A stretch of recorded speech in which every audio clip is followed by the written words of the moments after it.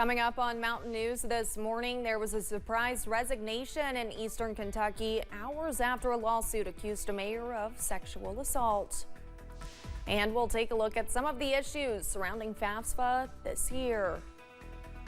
Dedicated to eastern and southern Kentucky, this is WYMT Mountain News this morning.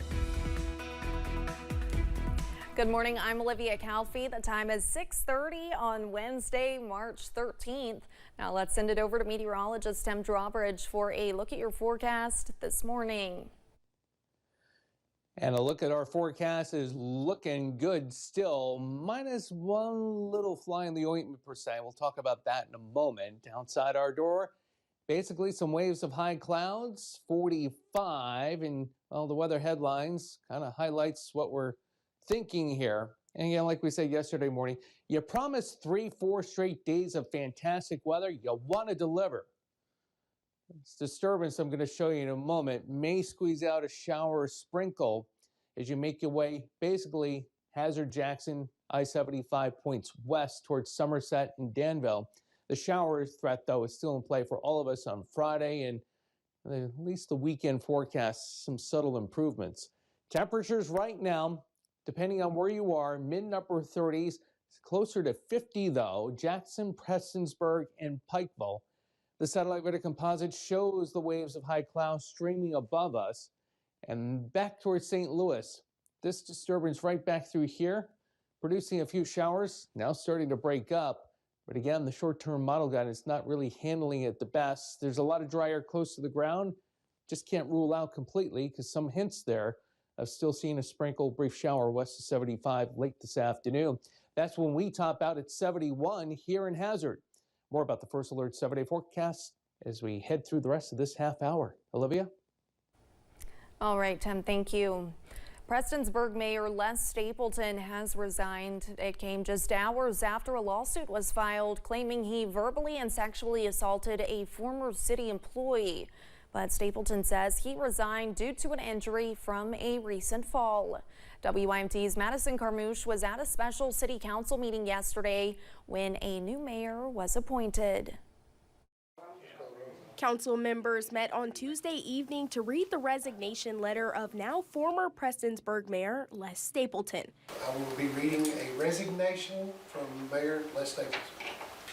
First, it says, "Do not feel like I can adequately represent the city as it needs to be. Please accept this as my resignation as of March 12th at 5:30 p.m. Earlier Tuesday, a lawsuit against Stapleton and the city claimed that he both verbally and physically sexually assaulted a former city employee and threatened her job security. With that, I make clear that I was both totally shocked and surprised at the civil litigation that was filed against me and the city today, and cannot stress enough that it has absolutely zero bearing on this decision that was made following consultation with my surgeon last week." The council unanimously voted to appoint Councilman Rick Hughes as interim mayor of Prestonsburg. Sir, welcome to your new seat. And thank you for taking this on, by the way, because it's not an easy task. Hughes says that regardless of what happened, he had plans to run for mayor in the upcoming election. I love this city. I love being here. We have businesses, my wife and I do in this town, and I'm partners with another friend of mine, and we want to see the city continue to grow. And that's the object right now, is to bring everybody together on one page, help it grow, and move forward with the things that were already on the agenda that needs to be done. Council members said they had no prior knowledge of the lawsuit. In Prestonsburg, Madison Carmouche, WYMT Mountain News. Stapleton is a former state police trooper and has served as mayor for a decade. Last November, he filed to run for the 29th District State Senate seat, but withdrew from the race in January. We reached out to Stapleton yesterday, but he has not returned our call. Families may have been eager for the new free application for federal student aid or FAFSA application, but there have been some issues. The new application was supposed to make funding more accessible for students, but with anything new, it comes issues. Students are now having to wait longer to hear from colleges and universities about the aid they will receive. Educational leaders like President of the Hazard Community and Technical College, Dr. Jennifer Linden, says it's part of the process. And these changes are meant to be and will be beneficial in the end. But right now there have been some hiccups. As with any new process or new form that started, oftentimes there are hiccups. As students await the funding packages, officials recommend they continue to apply for outside scholarships and grants to fund their higher education. A House committee approved a bill yesterday afternoon dealing with school choice. House Bill 2 calls for a constitutional amendment to fund charter schools. That puts the decision for school choice in the voters' hands. It would go on the November ballot. The bill now goes to the full House. It would then need approval in the Senate before going to the governor's desk. A bill to help first responders find missing adults is moving forward in Frankfort. Senate Bill 45 would establish the Ashanti Alert. It would help spread information on missing adults who fall outside of the Amber Alert system. The bill passed in the Senate and now heads to the House floor. Several bills dealing with the rise of self-driving are moving through the legislature. House Bill 7 would deal with law enforcement, insurance, and liability issues. The bill passed 61-31 in the House, but was passed over in the Senate. The House Transportation Committee also passed a resolution to set up a task force to study self-driving cars and artificial intelligence. That resolution passed in the House. Meetings will take place this summer and fall with recommendations for lawmakers in December. The executive director of Apple Shop in Whitesburg says he plans to leave the organization before the end of the year. Alex Gibson has held the position for nearly 10 years. In a release, Gibson says, quote, "It has been an honor to work alongside the talented staff, artists, and communities that make Apple Shop so special."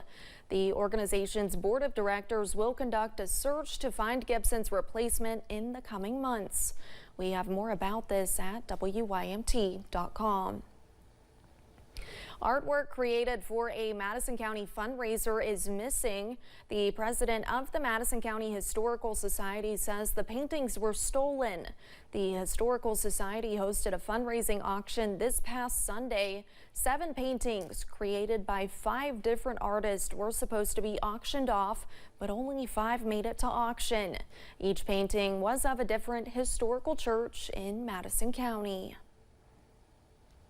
They would have had to know what they were looking for, I guess, because they were in a large folder altogether.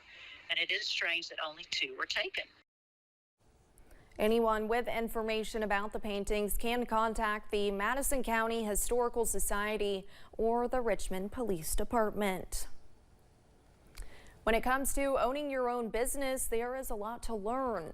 But one Eastern Kentucky city is giving its youth the opportunity to find out what it takes. I'm about to explain how the city's growth is leading to building up new business owners to grow as well. It is the City of Hazard Entrepreneur Fellowship, giving students that are interested in one day owning a business the opportunity to learn in their own community. By creating this pipeline of youth that have an interest in small business and an interest in business ownership and things like that, and then connecting them to people that are doing it successfully in their hometown, they can see, yes, this is something I could do here. And it kind of creates that next level pipeline of those next small business owners.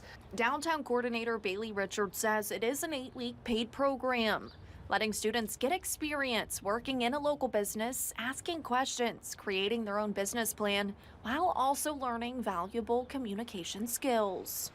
A lot of the youth coming up today are now, they're COVID. You know, they have gone to school during COVID, so they didn't necessarily have the full, 4-year high school, middle school experience with their peers and with, adults and things like that. And so to be working in the public sector, I think is a really great experience. And as the program enters its 2nd year, Richard says opportunities like this are just as important for the community as it is for the students. people are going to retire, they're going to age out, and we need to have a constant flow of new people coming in to kind of backfill. And then also we are continuing to grow. We're seeing more businesses. So that's something that we want to make sure that we always have a youth involvement and a youth pipeline to backfill those spaces. For more information on how to apply, you can find the story on our website.